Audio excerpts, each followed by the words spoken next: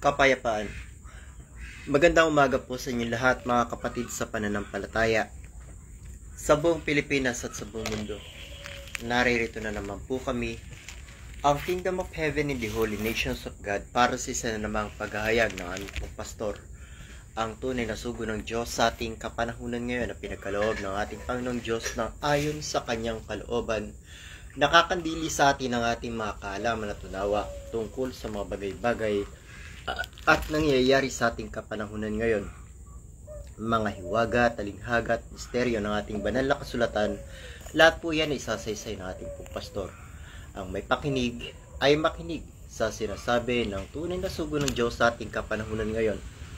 Narito po si Pastor Leonides. Sa lahat po ng mga patuloy na nakikinig ng mga tunay na aral at katotohanan ng ating pong pastor, maraming salamat po sa inyong lahat.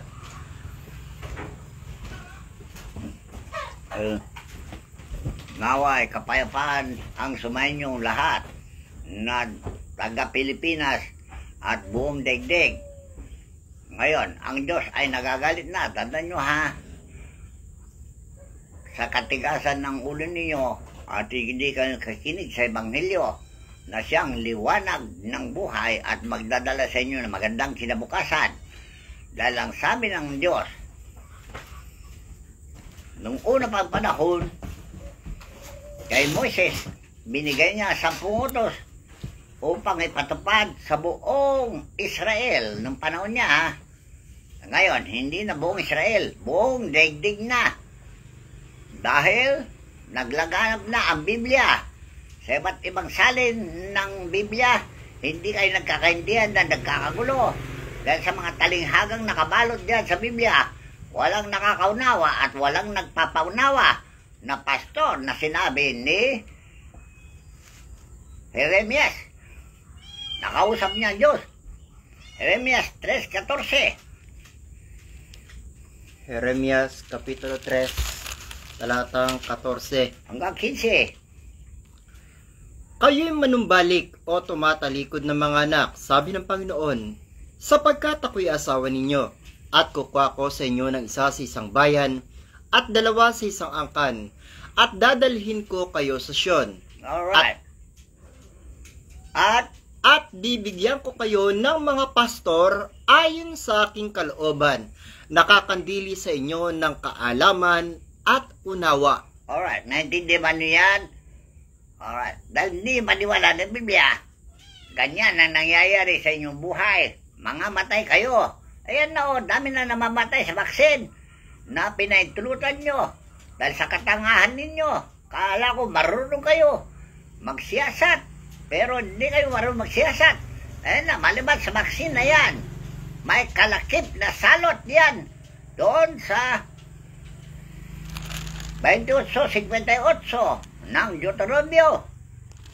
Yung baksin na yan may kalakip na salot. Dahil ang baksin na yan panghihina ng katawan. At pag nanghina ang katawan mo, lapitin ka ng mga elemento. At yan ang magdudulot sa inyo ng hindi maintindihan, lalo-lalo ng mga doktor. Walang alam sa mga bagay na ito. Kaya huwag kayo magmamarunong. Ha? Makinig kayo sa akin. Dahil yan ang sabi ng Diyos. Makipag-aral kayo sa sugo. Kung wala makipag-aral, lalo yung misyonero na 2 na lumapit dito na Sabado ng gabi, matuto kayo ha. Dahil yan ang bagay na dapat nyo alamin, na bibigyan kayo ng pastor, nakakandili sa inyo ng kaalaman at unawa. Sino yung pastor na binigay? Hindi ba si Jesus? Ngayon si Jesus ay Espiritu na.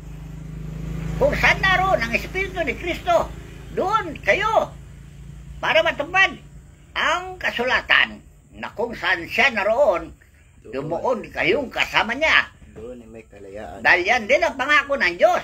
Doon sa Juan 14:23. Kung meron ang aking mga utos at tinutupad ang mga yun, ay siyang umiibig sa akin, at ang umiibig sa akin ay ibigin din ng aking Ama, at kami pasa sa Kanya, at gagawin namin siyang tahanan. O, maliwanag ha. Kung di maintindihan yan, talagang engot karbente. Tanga kayo talaga. may tililig. Ang liliwanag na salita, hindi nyo paniwalaan kasi binabaliwala nyo ang salita ng Diyos. Kaya yan, magtabo kayo ng kamatayan. Unti-unti na kayo mamamatay. Tandaan nyo na. Ito nga po sinasabi Para natin. matupad yung sinabi niya na 1/3 lang ang populasyon ang ititira ko at ako'y maghahari na. Gusto niyo mangyari yun? Ayaw ko mangyari yun eh. Kaya maaga pa, pinaalala ko na kayo. Warning! Na lumapit na kayo, magbago na kayo na relihiyon. Kung hindi kayo maligtas ang relihiyon ninyo, iwanan ninyo. Dahil yan ang sabi ng Biblia. Dahil ang kaharian ng langit ay natatagong kayamanan, kaya ng ginto. Pag natuklasan ng tao, bilin na yung bukid na yun. Bakit? Dahil nandun ang Diyos eh. Ang ginto ay halimbawa. Ang Diyos ay halimbawa sa ginto. Nahanapin nyo ang ginto, ang kayamanan na kaligtasan ng bawat nilalang. Tandaan nyo Basahin po ba natin? Mateo 13, 14, Sige, basahin. 44. Mateo Kapitulo 13, talatang 44. Tulad ang kaharian ng langit sa natatagong kayamanan sa bukid, na nasumpungan ng isang tao at inilihim, at sa kanyang kagalakay yumaon at ipinagbili ang lahat niyang tinatangkilik at binili ang bukid na yaon. Talinghaga yan ni Kristo para sa mga matatalino. Pero kung hindi nyo maintindihan yung talinghaga, bobo kayo talaga. Dahil ang Diyos, hinalimbawa niya ng isang gintong natatago sa bukid. Pag natagpuan mo yung ginto, bilhin mo na yung bukid para mapasayo yung ginto. Yan ibig sabihin. Yung talinghaga na yan. Kung nakita mo ang Diyos, iwanan mo na lahat mong pag-aari at punta ka na sa Diyos. Ano po ba ibig sabihin ng ginto na sinasabing natuklasan? Diyos nga! Yun po, maliwanag po Kung yan. natuklasan nyo, Diyos, huwag na ninyong iwanan. Paano kung di matuklasan? Mabibingit kayo sa kamatayan, tandaan nyo. Dahil ang Diyos ang nagbibigay buhay. Kahit na ikaw ay magkasakit na mamamatay, bubuhayin ka pa rin niya. Dahil yan ay magawa niya. Kahit na nakalibing ka na. Yan ang sinabi. At nakita na marami na si Jesus, kahit na nakalibing ka na, bubuhayin ka pa. Pero sa Biblia ay ito. San Juan 5:24. San Juan Kapitulo 5, talatang 24. Katotohanang sinasabi ko sa inyo, ang dumirinig ng aking salita at sumasampalataya sa kanya na nagsugo sa akin ay may buhay na walang hanggan at hindi mapapasok sa paghatol, kundi lumipat na sa kabuhayan mula sa kamatayan. Ano yung sinasabi ni Jesus na paghatol? Judgment, yung kamatayan ng taong hindi sumasampalataya sa Diyos. Alright, mayroon taong sumasampalataya sa Diyos, marami. Pero hindi pa niya nakita ang Diyos. Hindi pa niya narinig ang tinig ng Diyos. Okay. Yan ang hirap sa inyo. Sabi niyo makadiyos kayo. Walang kabuluhan yung sinasabi niyo makadiyos kayo. Kung hindi niyo matagpuan ang kinaroonan ng Diyos. Hindi ka rin tunay na makadiyos. Dahil ang sabi ng Biblia, hanapin niyo ang Diyos. Okay na. Ba't niyo hindi hinahanap ang Diyos? Magkasal ba kayo na sinasabi ng mga pare, mga pastor, na makadiyos kayo, magdasal kayo, makadiyos na kayo? Paano kung hindi nyo tumarin ang tungkulin nyo? Makadiyos ba kayo talaga? Ano tungkulin nyo? Hanapin nyo ang Diyos. Mga nagmamataas po kasi. Mayayabang kasi kayo eh. Alam na nyo, pangalan ng Diyos, sapat na yon. Ginagawa nyong negosyo, ang Diyos ninyo. At natatakot po sila kapag nasabi nila, nandun ang Diyos sa kaharian ng langit, magtatakbuhan ng mga miyembro nila rito, wala na sila kikitain. Alright. Hanapin nyo yung kaharian ng Diyos. Nandito na sa lupa. Dahil yan ang sinabi ni Jesus noong panahon niya, malapit na ang kaharian ng Diyos. Kaharian ng langit. Magsisampalataya kayo sa Ebanghelyo. Bakit? Pagbaba niya mula sa langit at bababa sa lupa, bibigyan niya ang kahatulan lahat ng mga tao. Tingnan nyo, tuwing bababa, ang daming namamatay. Ilang beses nang bumaba. Yun, anong nangyari dyan sa Arab country? Hindi ba sila nangangamatay? Noon linggo lang, Sabado lang, walaw siya, bumaba siya. Yun, nayanig na naman. Sa ibang bansa, ano yung lugar na yun? Bansang Turkey. Turkey. O, yan o.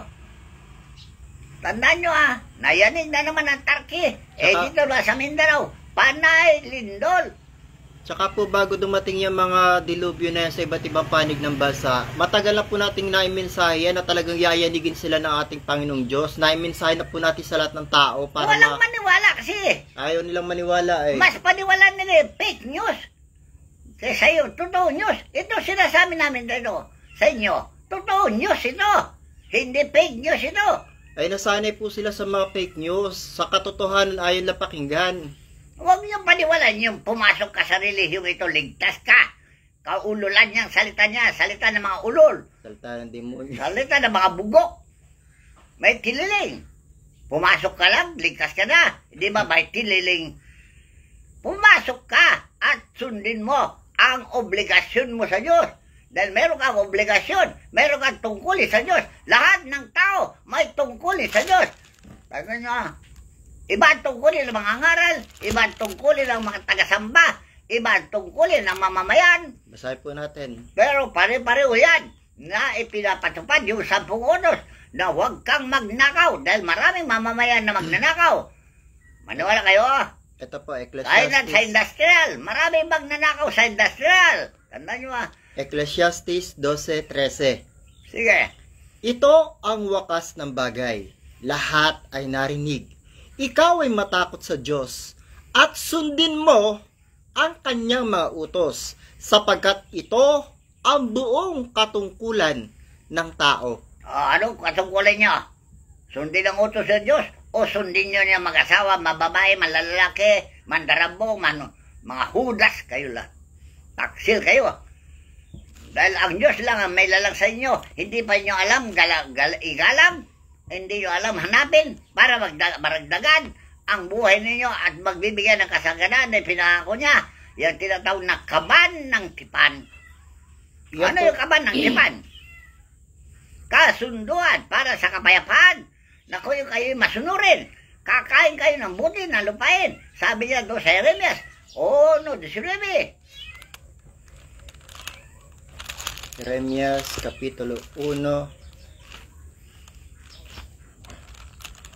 Jeremias Kapitulo 1, talatang 19. Ano po, Isaias? Isaias 1:19. Kung kayo magkusa at magmasunurin, kayo magsisikain ng buti ng lupain. Kita na. Anong kinakain nyo ngayon? Buti na lupain ba yan ng mga matay na kayo, mga engot? Kumakain sila ngayon ng puro parusa. Yan ba ang buti na lupain, yung kayo mga matay na? Mabuti ba yan? Mag-isip-isip kayo. O ngayon, kayo na sa Malacanang, nababalisa na kayo dahil sa raming namamatay sa inaprubahan nyo, vaccine. Ang sabi pa ninyo, if you destroy the youth of my country, I will kill you.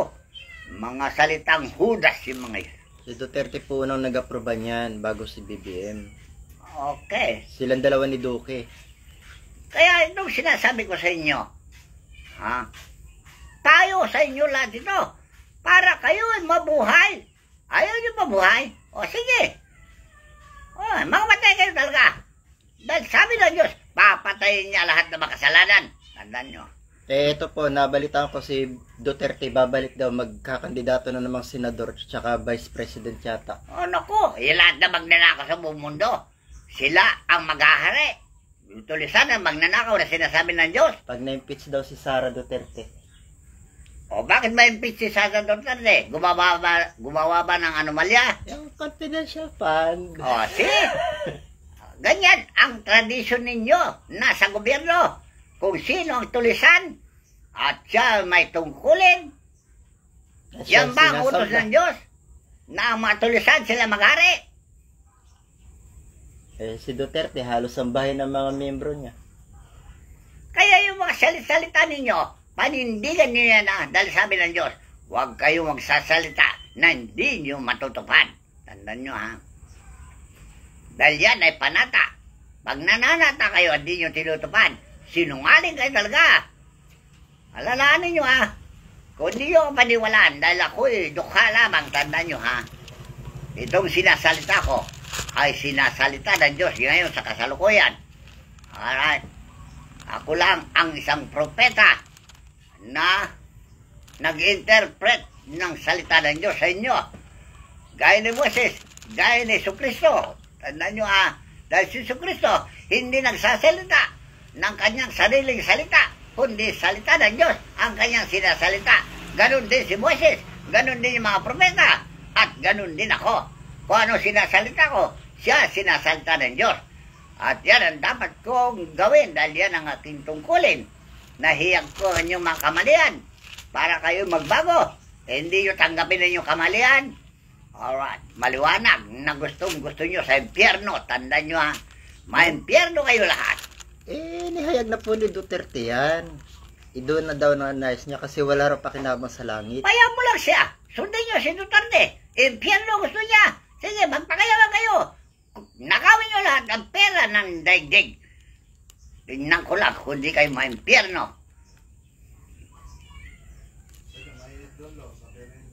Wala raw pakinabang sa langit eh. Alright, walang pakinabang sa langit. Nakinabang na kayo. Impyerno kayo talaga. Maniwala kayo sa akin. Kung di pa nyo nakita impyerno, ngayon nyo makikita. Tandaan nyo ha. Kung di kayo magsisi. Kaya sinabi ng Diyos kahit na makapal pa sa mukha nyo ang kasalanan nyo, magbalik loob mula kayo sa Diyos. Dahil nilabag ninyo ang 10 unos.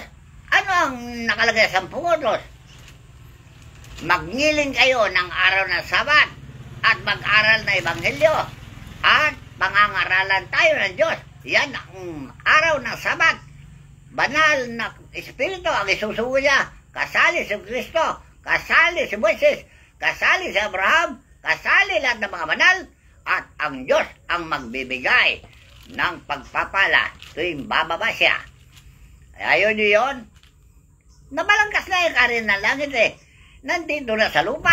Tandaan nyo hawak ko na ang karin ng langit at ang Diyos ay nandito kasama ko. Kasama ko lahat ng mga banal. Ngayon, kung ayaw nyo, sige, bahala kayo sa buhay nyo. Sinasabi ko sa inyo, tiisin nyo yan. Walang hanggang parusa na iginawad ng Diyos doon sa bundok ng Sinai nung magso na siya. Ang parusa sa pagsuway, ayan, basahin mo. Para malaman nyo ang parusa na kakamtin ninyo pag sumuway kayo sa 10 utos. Yan na. Deuteronomio Kapitulo 28, talatang 15. Katakot-takot na kahinatnan kung sumuway. Yung sa Levitico naman po, Levitico Kapitulo 26, talatang 14. Ikalawang pamagat, ang parusa sa pagsuway ay ibinabala. Alright, doon sa Levitico, ay doon sa Deuteronomio, unahin mo yon. Dahil yan, sari-sari sakit yan at nagaganap ngayon sa ating kapanungunan. Tandaan nyo ha. Sa 58 po ba? Kung hindi mo isasagawa ang lahat ng mga salita ng kautusang ito na nasusulat sa aklat na ito, upang ikaw ay matakot dito sa maluwalhati at kakilakilabot na pangalang ang Panginoon mong Diyos, kung magkagayoy, gagawin ng Panginoon na kamangha-mangha ang salot sa iyo, at ang salot sa iyong binhi, malaking salot at totoong malaon. Ayan, ang kalakip yung baksin ninyo. Salot. Dahil pag ikaw ay nabakunaan, hihina katawan mo. Malapitin ka sa mga salot. Anong klaseng salot? O, gusto nyo mentionin ko lahat itong mga salot na ito. Kaluluwa, napatay, mga duwende, mga kapre, mga elemento, engkanto, mangkukulam, mambabarang, malapitin sa inyo. Dahil wala kayong kalasag, dahil buburahin niya ang baksin na sinaksak ninyo. Tandaan nyo ha, kaya kayo mga doktor, nalilito na kayo. Dahil di nyo alam ang gamot niyang mga yan. Tandaan nyo. Ito po kasi sinabi ng Panginoon na magpapasapit siya ng sakit na hindi mapapagaling ng mga doktor. Talaga. Sinabi niya sa akin noong 1990, magpapasabit siya ng sakit na hindi mapapagaling ng mga doktor. O yan, nagaganap na. Pati mga doktor nagkamatay, mga Pati nurse. mga doktor nangangamatay na. Alright. O, marami nang namatay. Mayaman at mahirap. Tandaan nyo, ha? Ito po Hindi ba kayo nababalisa dyan? Ito po Kayo sa, na, susunod dyan. Tandaan nyo, kundi kayo sa kumino. 63. Deuteronomio 28:63. Sige. At mangyayari na kung paano ang Panginoon ay nagagalak sa inyo na gawin kayong mabuti at paramihin kayo, ay gayon magagalak ang Panginoon sa inyo na ipalipol kayo at ibuwal kayo at palalayasin sa lupa na inyong pinapasok upang ariin. At pakakaunti kayo sa bilang. At pangangalatin ka ng Panginoon sa lahat ng mga bayan, mula sa isang dulo ng lupa hanggang sa kabilang dulo ng lupa, at do'y maglilingkod ka sa ibang mga Diyos na hindi mo nakilala ninyo. Yan ang mga nag-abroad. Ibang Diyos ang paglilingkuran nyo. Diyos na pera. Tandaan nyo, ha. Maliligtas ba kayo ang pera? Hindi po, ito po, sabi ni Propeta Sefanias. Ubusin lang ng sakit ninyo yung pera. Pag hindi gumagaling, kamukha ni, sino yung anak ni Aquino? Si Chris Aquino. O, naubos ata ang pera niya. Basahin po ba natin? 1:17 hanggang 18. At aking dadalhan ng kapisahan ng mga tao na sila'y magsisilakad na parang mga bulag. O bakit kayo parang mga bulag? Dahil hindi nyo alam kung saan kayo patungo. Saan kayo magpa-doktor? Saan kayo magpa-albularyo? Ang dami kong pasyente na nalilito na sa dami na magagamot, sa dami na hatol. Ayun, malala na ang sakit nila. Ang ginamot lang po namin kagabi, kinukulang pala, balik-balik na raw siya sa doktor. Anong nagamot namin, tuwan-tuwa siya, guminhawa raw siya. O ngayon, hindi ba kayo nababalisa sa mga bagay na ito? Natutuwa kayo pag tao'y mamamatay? Wala kayong silbing mga tao. Wala kayo pagmamahal sa kapwa ninyo. Paintulutan nyo ang kapwa nyo mga matay. Ha? Mga taksil kayo talaga. Hindi ba ang sabi ng Diyos, ibigin mo ang kapwa mo gaya ng sarili mo? No. Ngayon, itong nagaganap na ito dahil hindi nyo sinusunod ang banal na ebanghelyo ni Kristo. Ha? Yan ang sasapitin ninyo talaga, kamatayan ng maraming tao. At kayo'y pababayaan ng Diyos, bagamat nangako ng Diyos na kayo'y lilingapin at aalagaan at pararamihin at payayamanin. Ang kapalit, yan, kamatayan ninyo lahat. Tandaan ninyo, ha? Ito po sa 18. Kahit ang kanilang pilak o ang kanilang gintuman ay hindi makapagliligtas sa kanila sa kaarawan ng kapuotan ng Panginoon, kundi ang buong lupain ay masusupok sa pamamagitan ng apoy ng kanyang panidibugho. O ngayon, hindi ba sinabi ko sa mga nakarang kong Facebook na kayong nasa gobyerno, lalo na ikaw presidente, ikaw ay mahawak ng buong Pilipinas. Bakit mo hindi patigilin ang mga magtatrabaho ng araw ng linggo, yung mga kumpanya, opisina na nagpapa-overtime? Alisin mo yan. Paalis mo na yan para ang Diyos hindi na magagalit pa. Matagal na po nating minumungkaya sa gobyerno, ayaw po nila tayong pakinggan dahil hindi tayo kilala. Dahil meron kayong kikitain, negosyo, ipagpapalit nyo ang negosyo sa buhay ninyo, buhay ng tao. Binaliwala nyo ang inyong bayan, hindi nyo pinatupad ang madisiplina na bawal man babae. Ayan o, 10 utos. Bawal magnakaw. Bawal ang kilin ng asawa ng kapwa mo. Bawal kunin mo ang pag-ari ng lahat ng kapwa mo. Hindi ba yan ang binabawal? At huwag kang magsaksaksi na hindi kasinungalingan. Huwag kang magkakalat ng kasinungalingan. Paano daw po nila pagbabawal yan? Sila yung number 1 na gumagawa niyan. Kaya nga, talantado talaga yun. Paano ngayon matutuwa ang Diyos kung kayo lumabag sa 10 utos ng Diyos? Tapos papalitan na naman nyo New World Order, New World Order, New World Religion, One World Religion. Paano maging one world religion? Hindi naman nyo alam kung ano yung sundin yung religion. Katoliko ba? Protestante ba? Islam ba? Yan ba ang religion ay patuwad ninyo? Hindi yung religion ni Jesucristo na sinasabi yung Kristyanismo. Hindi nyo naintindihan ng Kristyanismo. Follower ni Kristo ang Kristyanismo. Sumasamba sila sa Espiritu Santo. Kayo, anong sinasamba ninyo? Hindi ba ang sumasamba sa Espiritu Santo? Unang-una si Adan. Pangalawa, si Noe. Pangatlo, si Abraham. Pangapat, si Moses. At yung mga propeta. At si Jesus na sumasamba sa Espiritu. So, sa panahon natin, sino ang mga sumasamba sa Espiritu? Kayo ba? O mga Espiritista? Dahil si Jesus ay Espiritista. Tandaan ninyo. Pero binabaliwala yung Espiritista. Hinahatulan yung mga Espiritu na ang mga Espiritu ay demonyo. Mga karumal-dumal daw ng Espiritu. Mag-isip-isip kayo Yung bunga nyo, ikaw mamatay nyo yan. Bawat isa sa inyo, pinagmamasdan ng Diyos. Tandaan nyo, malapit nang hindi makapagpigil. Inaawat lang namin.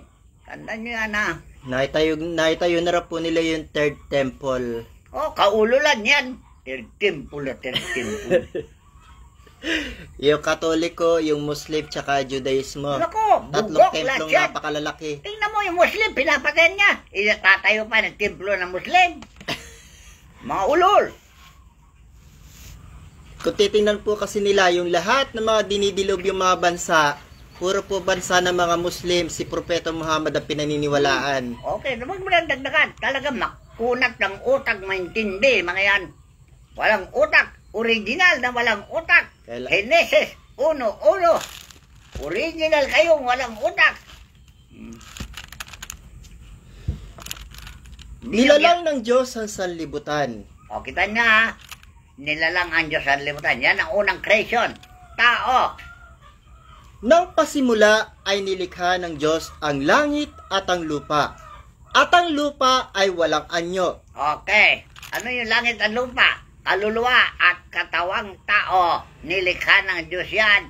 Sila ang dalawa ng inang lupa. Tandaan nyo Pero ang lupa, walang anyo.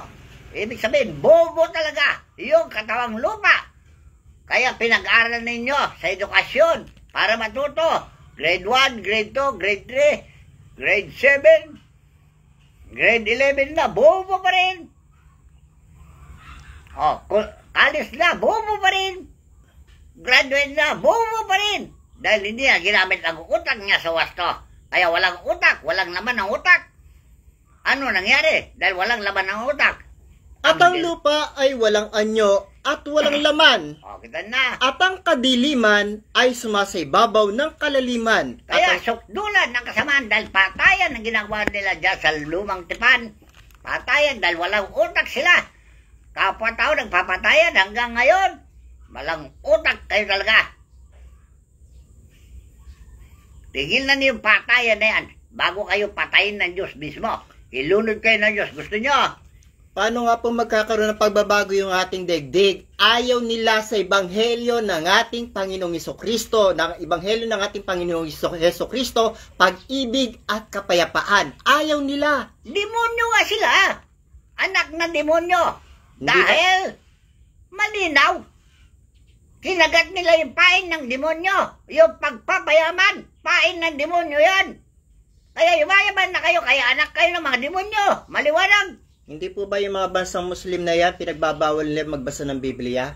Talaga? O tingnan mo yung ginagawa ng Diyos sa kanila ngayon. Dinidilobyo silang lahat. Wala silang pakiramdam dahil sila'y bobo. Hindi po ba sila natatakot na ubusin Hindi silang sila lahat? takot. Dahil alam nila na sila ay bayani. O, sa bansang Saudi po, pinagbabawal talaga pagbabasa ng mga Biblia dyan sa mga OFW Pilipino. O ngayon, ipagpapatuloy nyo yung hindi maniwala sa Biblia. Ang basahin nyo, King James Version dahil yung mga version ninyo sa Biblia ninyo, binabago ninyo, madali nga maintindihan. Pero yung diwa ng kahulugan, ng misteryo ng Diyos ay binalot sa talinghaga. Tandaan nyo, ha?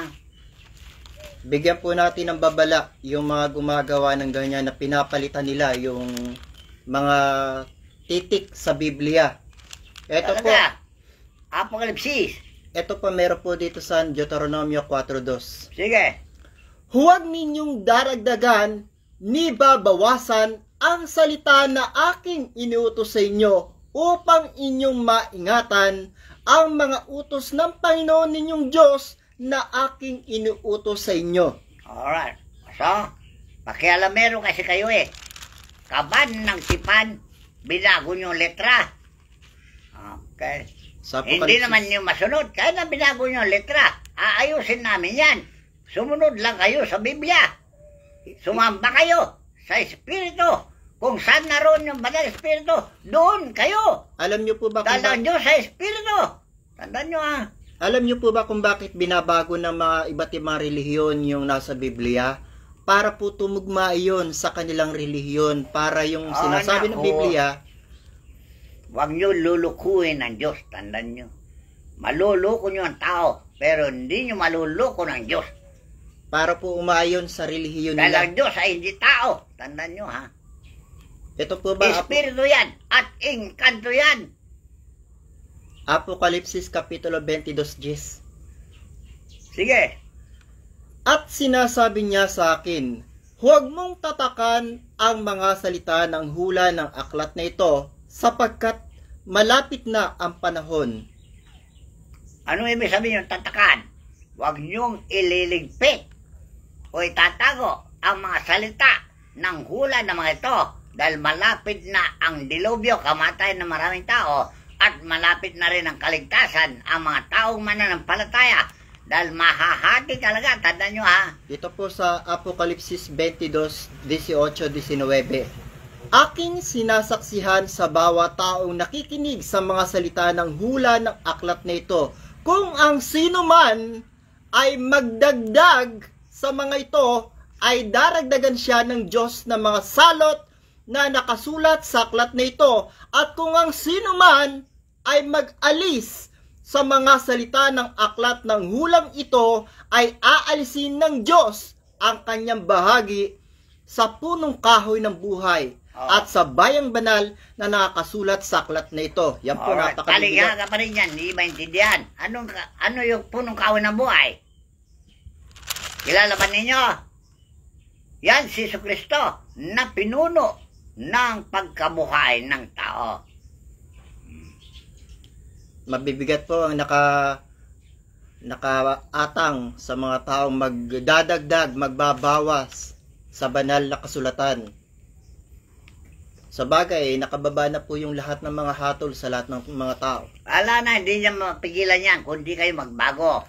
Talagang tatapusin na kayo ng Diyos. Tandaan nyo, nung panahon ni Noe, 80 tao lang natira. Ngayon, sa panahon natin, one-third lang daw ang matitira sa populasyon. Tandaan nyo, ha? Ang pinangawakan po kasi ng mga tao, kasi raw po ay nangako raw yung Diyos na hindi na raw niya lilipulin pa yung mga tao sa daigdig. Yun Saan ang pangako pinangawakan niya? nila. Asan ang pangako niya? Asan sa Biblia? Yung mga banal, hindi niya lilipulin. Pero yung makasalanan, lilipulin niya lang dyan, mga bugok. So, ibig sabihin po pala sa hula ni Zacarias 13:8 na mga taong mamamatay na 2 bahagi sa mundo, sila pala yung mga makasalanan. Bilang dito na kanina, 1/3 lang ang matira. At yung pong mga 1/3 po na yun po yung mga taong naniniwala sa Diyos, yung mga taong banal. Maliwanag po yan. Sa Zacarias ay malakas. 4:2. Lahat ng tao may takot sa Diyos at hindi gumagawa ng masama. Sila lang ang matitira. Ito po. Malakias Kapitulo 4, talatang 2. Ngunit sa inyo na nangatatakot sa aking pangalan, ay sisikat ang araw ng katuwiran na may kagalingan sa kanyang mga pakpak, at kayo magsisilabas at magsisiluksong parang guya mula sa silungan. Ibig sabihin, magsaya kayo dahil kayo nabuhay ay yun namatay. Hindi kayo makikiramay. Yun naman po sinasabi sa atin na kapag nakikita natin nagkakamatay yung mga tao, huwag natin ikagalak. Kaya nga, pag nangamatay ang tao, porque maliligtas kayo, tuwang-tuwa kayo. Mga engot. Kaya po kami, kapag po may nababalitaan po kaming mga dilubyong darating, naawa po kami sa mga tao. Kaya po pinipilit pa rin na yung si pastor po ay pinipigilan na mamagitan. Pero sa kanya pong awa sa sangkatauhan, hindi pa rin po siya mapigilan sa pamagitan. Nag-uusap kami ng Diyos Kailan lang? Wala pang 1 linggo. Tandaan nyo ayaw kong mangyari. Dahil panunuurin ko lang daw kayong mamamatay. Tandaan nyo Yan siguro yung mensahe. Kasi po kagabi, tinitingnan ko po sa iba't ibang panig ng bansa. Talaga po yung mga dilubyo laganas. Naawa po ako sa mga taong dinidilubyo. Yung mga tao at mga bansa na hindi naniniwala sa Diyos. Wala pang 1 linggo Huwag ka maingay. Manood ka lang. Panuorin mo sila. O bakit? Kasi, ang tagal ko na kasi ako'y nagsasalita. Wala kayong pinapakinggan. Kaya kapag mamatay kayo, panuorin ko lang kayo. Tandaan nyo, Huwag nawang manyari. Bakit? Nanonood ako sa Facebook Marami na. Tandaan nyo. Dasal po natin panghuling payo. Malakias, Kapitulo 4:1. Sige. Sapagkat narito ang araw ay dumarating na nagniningas na parang hurno. Bakit daw po nagniningas na parang hurno? Galit nga. Bobo sila kung hindi maintindihan ng niningas na parang hurno. Galit na siya sa katigasan ng ulo nyo. At ang lahat na palalo at ang lahat na nagsisigawa ng kasamaan. O yan, mga scammer, sindikato, magnanakaw ng pag-ari na hindi kanya. Mangamkam na lupa na hindi kanya. Sabi po ni magpatay ng bata na walang sala. Yan mga doktor, abortion. O sa China naman, kumakain ng mga bata. Ginagawang sardinas. Pagkain ng tao, ayun o, sinabi ng Diyos.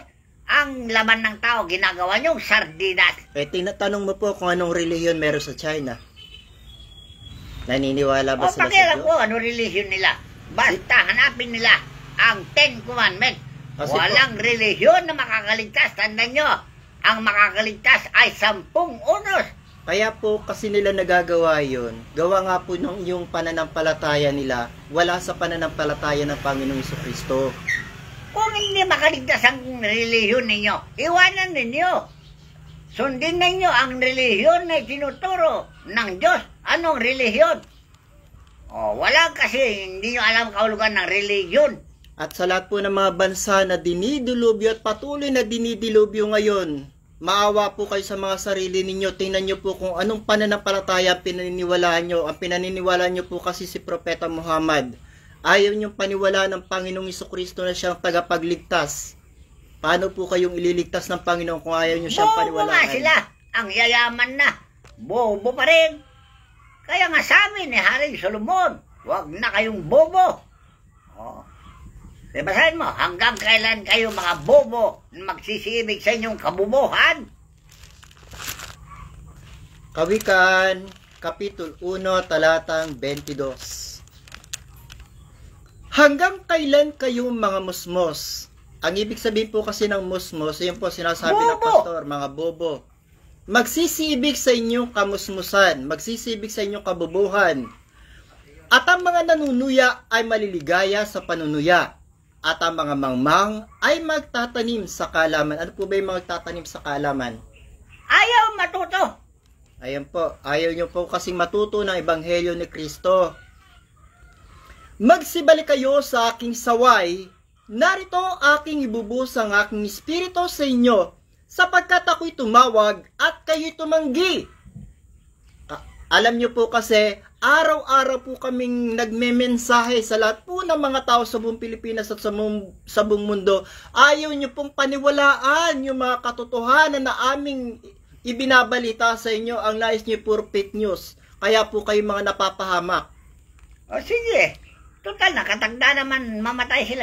Pabayaan mo na mamatay kung gusto lang mamatay. Aking iniunat ang aking kamay at walang makinig. Sino po ba yung kamay ng Diyos na iniunat niya?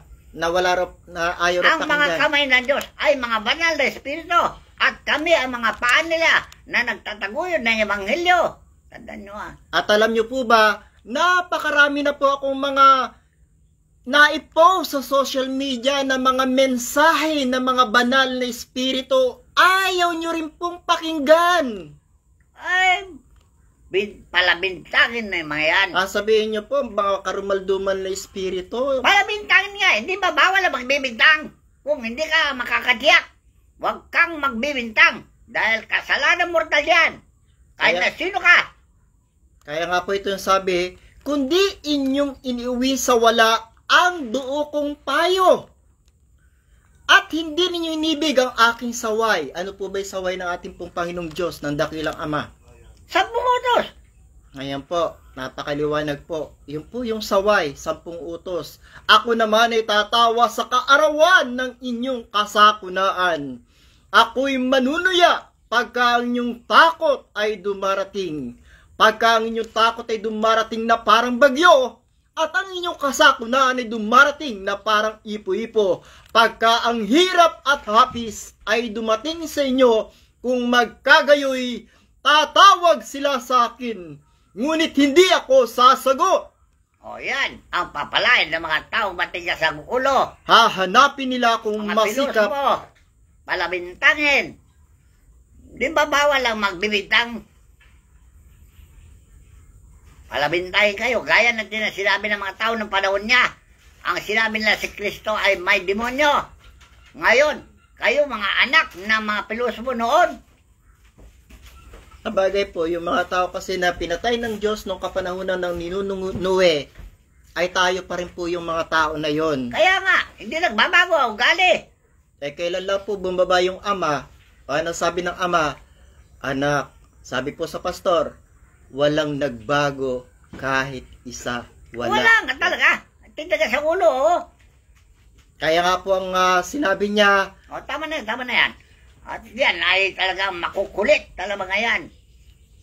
So, tabuhin ninyo ang parusa kung yan ang gusto nyo. Pero kung gusto nyo maligtas, pumunta kayo din sa akin at ililigtas ko kayo lahat. Tandaan nyo, ha? Ito naman po sa yung pinakahuli po, yung sa lahat po ng matatakot. Ngunit ang nakikinig sa akin ay tatahang tiwasay at tahimik na walang takot sa kasamaan. Ayan, ang mga tao masunurin. Huwag kayong matakot sa kasamaan dahil sila lang ang papatayin ng Diyos. Pero kayo na umiibig sa Diyos, manatili kayo sa ilalim ng makapangyarihang kamay ng Diyos at kayo ay kanyang ililigtas. Tandaan nyo, ha? Lulukuban niya kayo sa kanyang pakpak. Anumang salot ay hindi darating sa inyong buhay dahil ililigtas niya kayo. Tandaan nyo, ha? Ngayon, sino may gusto ng kaligtasan, lumapit sa kaharian ng Diyos. Yung ayaw, sige, dyan lang kayo. Hintayin niyo ang kamatayan ninyo. Okay, hanggang dito lang. Marami lang ako sasabihin. Ito po yung ating pong huling mensahe. Payo po ito ni Apostol San Pedro sa Huwag ating mo lang pong lahat. mabigyan ng huling payo. Marami ng payo. Wala silang pinakikinggan. Basta tuldukan mo na yung parusa sa magsuway at kaligtasan sa mananampalataya. Yun lang. Ha? Mananampalataya sa banal na espiritu ang tinutukoy, ha? Huwag kayo manampalataya sa rebulto. Huwag kayo manampalataya sa mga peking Diyos. Marami nagpanggap ng Diyos ngayon. Kilalanin nyo sila kung sila talaga tunay na anak ng Diyos. Kasi nga po, sa sinasabi natin, wala pong papa ng Roma at mga pari sa kalangitan. Nasa impyerno po silang lahat. Huwag mo nang mamagitin yun. Walang maniwala dyan. Basta panahon kasalukuyan na sabihin mo. Kaya na nung balita mo, Satanas nandyan. Wala silang alam. Wala silang paniniwala na may Satanas dyan.